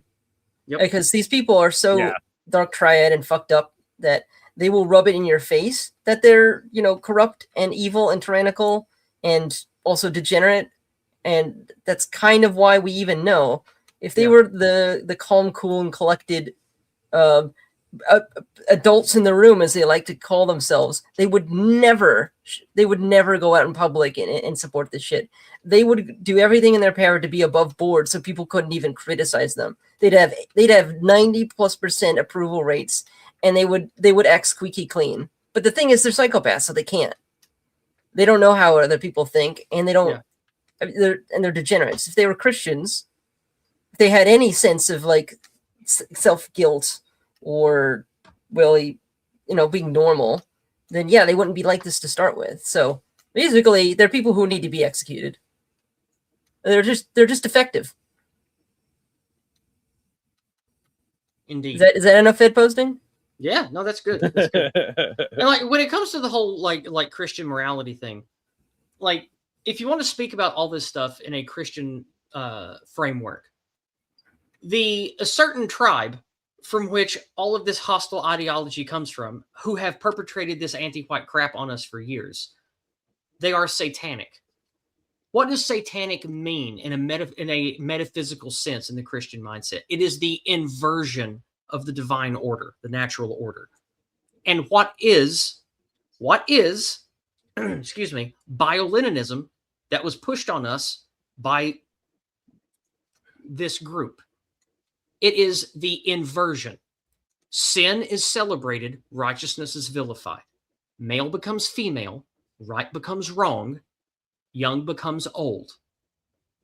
It's a very obvious inversion of everything we are as a product of Christendom. We have been poisoned by satanic evil monsters who are going against the natural order, the divine order of being that our recognition of made us great in the first place. So from a Christian standpoint, that's how I have to talk about anti-whiteism and the usual suspects in the funny hats. The wisdom of children, as they like to say. So I think we've talked enough about that. Any closing thoughts, Ardent Party, as our resident Canadian? If voting works, vote Mark Carney out. Do it as fast as you can. If you're in Alberta and you're a separatist supporter, maybe consider talking to people around you and seeing if they don't want to support leaving a degenerate society like this. Indeed. Well, he was never voted in. Yeah. No, yeah, he's just a plant from the anti-white globalist cunts. Well, and on top of that, he's a Remainer, so I'm half sure he's just some sort of Euro bot trying to drag us into the European Union. Damned idiot. Net contributor, I guess you would be. All right, let's move on then. We have one dragon left. It's air conditioner lunacy. Dave, that one's yours. You ready? All right. Yep, let's go. All right, let's go. Don't ever say I'm not generous. German state media campaign against air conditioning as country faces record summer heat. With Germany amidst this record heat wave, state-owned media is pushing a campaign against AC. The German broadcaster WDR warns that air conditioning systems add to global warming. By 2050, the Earth could be 0.05 degrees warmer. Oh, the horror. Shit, we're all going to die. Oh, no. Yeah. The campaign rolled out, blah, blah, blah, blah, blah. Of course, heat wave, etc., etc. We all know that. Let's read this part. Right-wing AFD to benefit from climate extremism. German media fears. Germany's leftists and green politicians have long been railing against the ills of air conditioning in the age of, quote, climate change. However, campaigning against air conditioning will only make the left and the Greens more unpopular, German commentators fear. I love how anything they don't like, they act like people are afraid of. It's the most feminine Jewish thing ever. I hate it. It's because they are. Yeah. Yeah. The right-wing AFD is approaching a record-breaking 30% in the latest opinion polls, and the party's common-sense approach to air conditioning will only boost its support in the upcoming East German elections. Quote, we must not leave the issue of air conditioning to the, quote, right-wing parties, a German weekly paper noted. As temperatures rise, the left and the Greens warn about the future of the planet, while right-wingers promise people air conditioning. Are all air conditioners power guzzlers? German state broadcaster ARD asked and answered in the affirmative. According to the state-run news outlet, selfishly cooling your home is a climate killer. Great. Air conditioning units require electricity and release the heat removed from indoor spaces outside. That's not how air conditioning works, you idiots. It doesn't pump the heat out and flood it to somewhere else. That's not how it works. Right.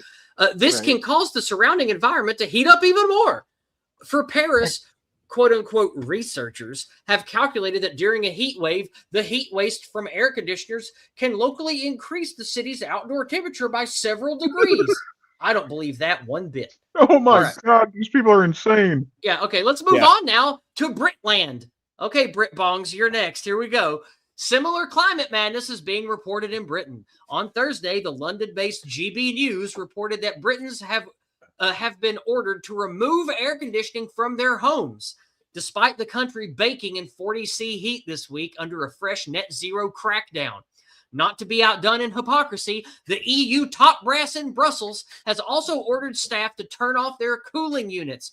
Well, except for the place where van der Leyen works and her staff. The European Commission's headquarters was forced to shut down its air conditioning system on Friday due to a heat wave. Staff working at the whatever this building is received a text midday, BERL urgent, due to extreme weather conditions, forced shutdowns of AC for floor 1 through 7. The 13-story building is actually home to Commission President Ursula von der Leyen and her 26 commissioners, although they work in floors above floor 7, so they get to keep their AC. So we can keep reading. This article goes on and on at length. There's a whole bunch to read on this, bunches of more paragraphs about all this ridiculous hypocrisy. But we can skip the hypocrisy and go straight to the dragon, which is the blue with us tonight, which is this handsome fella. The blue with us tonight, like many blues, is a wizard who specializes in arcane technology. He enjoys learning about the advanced technology of Earth, which is why he came across this spate of media stories about air conditioning lunacy. He chose this story tonight to ask us this. Dave, do you think politicians against air conditioning realize how stupid and evil it makes them look? Also, do you agree with the data which suggests ACs raise ambient city temperature and is bad for the environment? Do you agree with that data? I'm gonna say no and no. Okay.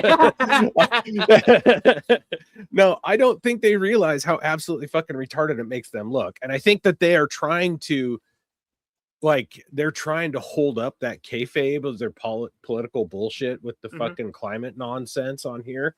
Like they're trying to maintain the lie. And in a way it seems like they're just trying to see how stupid people are, right? Like if they can get people to fucking sit in their house at 110 or 104 degrees and be like, oh, well, at least we're not evil right wingers, like that just proves how retarded their voters are. And so I think it's a real litmus test.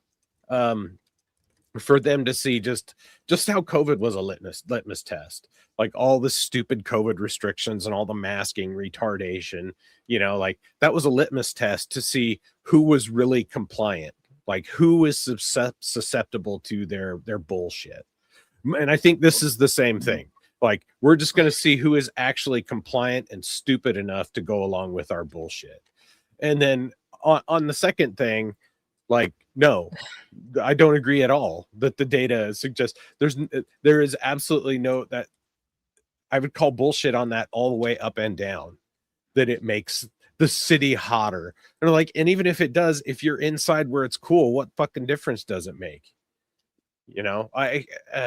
It's the most, like, this whole air conditioning thing and all the Europeans complaining about, oh, it's so hot. And, you Americans are weak because you have air conditioning. It's like, well, you guys are stupid because you don't have air conditioning. We're clearly not weak. We're like the best. We have the best military, the strongest economy, the most freedoms. Like we can just go build a shit on our fucking property, and you can't do anything about it. Well, we literally live our own lives without the government constantly telling us what to do. Well, and it turns out that we're actually wealthy enough to afford air conditioning in all our fucking homes too, right?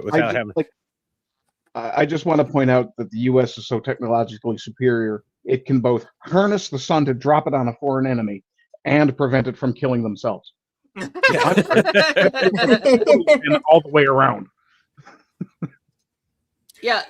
This is a lot of the Ameribros on Twitter that are being stupid and calling, Europeans Europorous and shit. I talk about that all the time. Don't be that guy. That guy's stupid. Don't be like that. And here's another thing. Most people who have homes have air conditioning. It's not like air conditioning is an unknown or rare thing in the UK and Europe.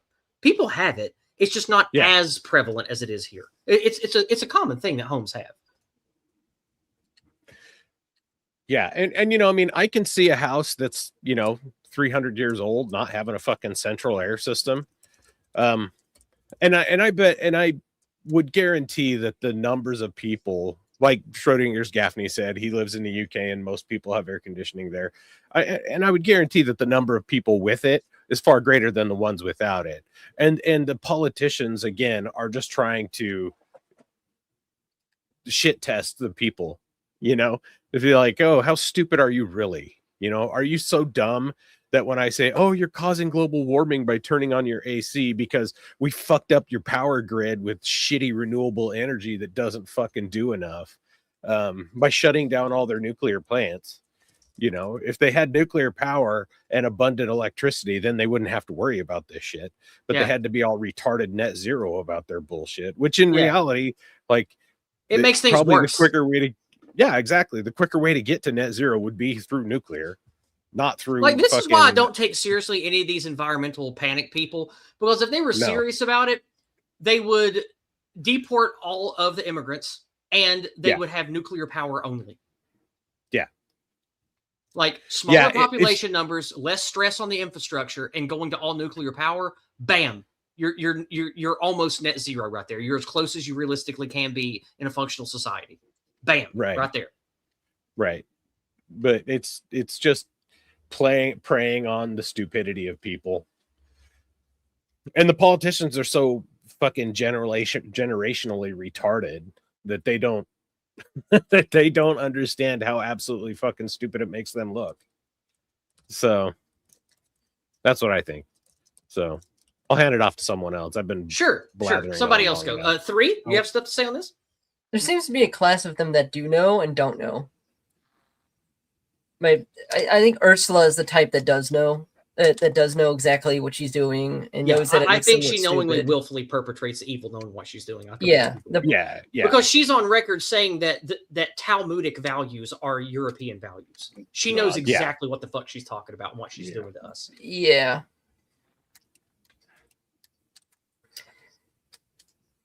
Carbon offset. Also, there's absolutely zero evidence that AC increases the temperature of the atmosphere any perceivable amount. Because again, people forget how big, 1, the atmosphere is, and 2, how big the oceans are. And the oceans are a huge heat sink. Yeah. I mean, you have to heat up the mass of water that goes all the way down to the Mariana Trench and deeper. It's not going to happen, dude. It would take it. You couldn't do that with thousands of years of that civilization. You just never even affect it. Yeah. Like I do think human civilization does affect things in the world a little bit. Yes, but like look at like not all the of thermal mass of the entire planet. No. Right. So it's like I don't think that all climate science is false. Like obviously pumping metric tons of particulate into the air, it could cause some things to change a little bit. But I don't think that what we're doing is going to ruin the world and make it an uninhabitable wasteland. That's just retarded. Actually, you know what's most likely to make it an uninhabitable wasteland? Letting the third world rule everything. Yeah, absolutely. That's game over. Allowing the white people to be wiped out. That'll do it. Yeah. Well, and in reality, having big giant fucking swaths of concrete and blacktop do more to affect the climate of the city than any air conditioner ever could. Yeah. And like, I mean, if I was Führer, if I was Empress, I would completely redo how we make cities. I would be like a fucking Tolkien elf. I'd be like, okay, we're going to make big buildings. We're going to have business, but it's all going to be made out of shit. And we're going to grow trees on it. We're going to have greenery. None of these giant concrete jungles with nothing but asphalt for dozens of miles. We're not doing that. Yeah. If you just wanted it to be a reasonable temperature outside during a heat wave, you just have trees on your streets. Yeah. Right. And don't make concrete and blacktop for dozens of miles. That stuff makes horrible heat centers. Yeah, and well, that's another thing too. The grid layout that a lot of cities are in changes the wind pattern too, so that it tends to be fun. Yeah, absolutely. Yeah, New York is a great example of that, and that's why they have such miserably hot summers. It causes DC to be approximately 1 or 2 Celsius hotter on average during a heat wave. Speaking of wind, someone had brought up immigration or deportations. Rather, I just want to point out that Mexicans and Indians fart more than the rest of us. So if you care about methane, don't import the street shitters. Although the funny thing about methane is that it actually has way less impact on the environment than CO2 would if you care about the greenhouse effect. I actually don't greenhouse care. effect I'm is just being good. funny. I mean, The greenhouse effect is actually good, and if we got it up, if we got Yeah. CO2 up to 12, somewhere between 800 and 1200 ppm, we'd triple crop yields, and world hunger would be solved. yeah, And food would be super cheap. yeah. Um, The additionally, Sahara. Oh, go ahead. Sorry, 3. additionally, methane only exists in the atmosphere for approximately 10 years. So if you ever had, say, too many cows for whatever fucking reason, if you were somehow engaged in some kind of buildup of civilization that did cause a problem with runaway greenhouse gases, you could, but we're not anywhere close to it. In fact, the problem with CO2 is that it's not a toxin; it just replaces oxygen. You'd only have an issue with that if you had 40,000 ppm or higher. At least that's what our lungs are designed for.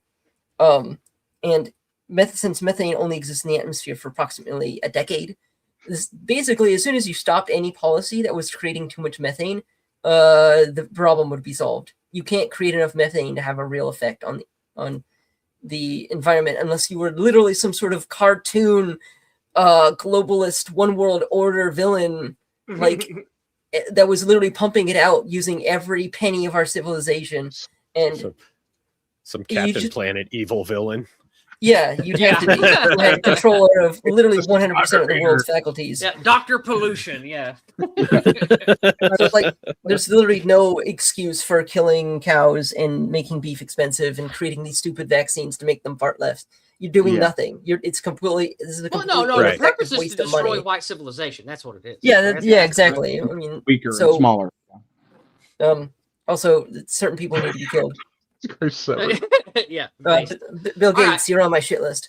Yeah, absolutely. Okay. Now is the time of the stream where I panhandle. The stream is almost over. We're about to go to treasure time, which is where we laugh at memes before we say our goodbyes and get out of here. So if you would like to get in your paid chats and have your thoughts or your funny jokes heard read out on stream, please select one of the ways to do so, and I will check these right after this.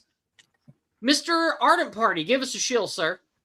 I do quite a lot of things, but currently I am mostly doing live streaming, which is Ardent's absolute state of things. You can find a playlist on my YouTube. I have made the decision rather to stop reposting my live streams as VODs on YouTube. If you want to see the live streams, you're going to have to go to my Rumble channel, Ardent Plays. Today, I put up my Monday media review for Spider Noir episode 5. Dear God, why do I do this to myself? And that is available on both. It is available on YouTube at Ardent Party, and it's also available on Rumble at Ardent Plays.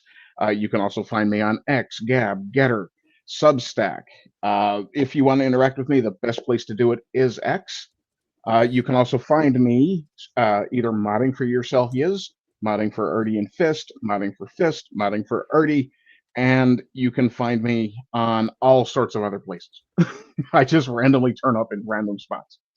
Very good, very good. Dave, give us a shill, sir. I will be sharing your links in the chat while you speak. Last week, we talked about Grant Wood, the guy who painted American Gothic, which was a really interesting story talking about the pre-World War II, post-New Deal cynicism of America. This week, we're talking about H.R. Geiger, and we're having a little special guest who you may have heard of. His name's 3 of 12. Be joining us for our discussion about H.R. Geiger, who's a fascinating guy, a very multifaceted person, and his art has had such an oversized impact on sci-fi and fiction as we experience it today. So should be a really great discussion, and I'll drop a link to the live chat here. Indeed. Nice. Or to the live stream. Sounds good. Speaking of 3 of 12, is there anything you'd like to show while you're here tonight? I'd like to show Gateway Computers. Can I do that, sir? Is that possible? I don't know. It might be a little too late to order one. I'm just guessing. Yeah. No, actually, I looked on their website. They still sell computers in some places. Oh, They're wow, owned by really? Acer. Seriously? Yeah, they're owned by Holy Acer. shit, dude. Oh, okay. I thought they went defunct like 20 years ago. Oh God, no. Oh, Well, I didn't know. they were rid of all bought by Acer 20 years ago. Oh, bought by Acer. Yeah. Okay, cool. They got rid I of all bought the Acer outsourced. products. They're okay. Yeah, they're like the Pontiac of computers. They're all specs and no frills. I had a Pontiac for a few years. That was a fucking tank of a car. Nothing could hurt that thing. It had like 200,000 miles on it, and I never had to replace a single thing. I just got the oil change, and that thing drove for me until I traded it in. That thing was a beast. Yeah, that BTX form factor computer project I mentioned earlier. Yeah, that's a gateway, and I'm just about done with it now. I fixed the motherboard, dremeled the video card. It's basically done. Cool. That's Nice. awesome. Nice. I'm gonna take a bunch of pictures of it and put it on Upstanding. Sounds good. I'll look at them. All right, gentlemen, are you ready to see some funnies? Hell yeah. Yes. All right, let's go to some memes and then get out of here. All right, let's see. We have, of course, we'll be starting with some funny air conditioner memes tonight. This one's pretty good. Yeah.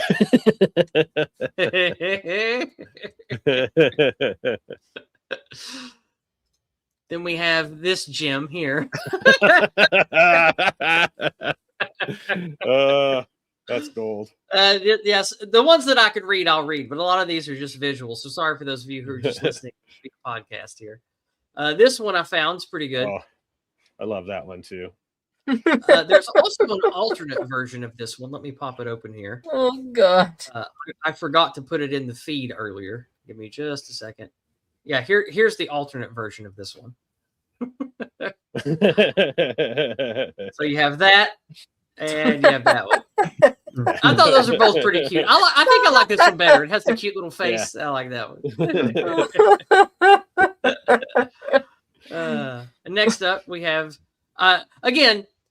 I like playful ribbing between Americans and the English. Oh, God. I don't actually want to disparage, but the playful back and forth is pretty good. Yeah. This one's pretty good. Also, smart Europeans already have AC. Yeah.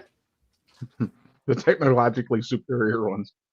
I like this one too. This one's funny. It's not an air conditioner one, but it's related.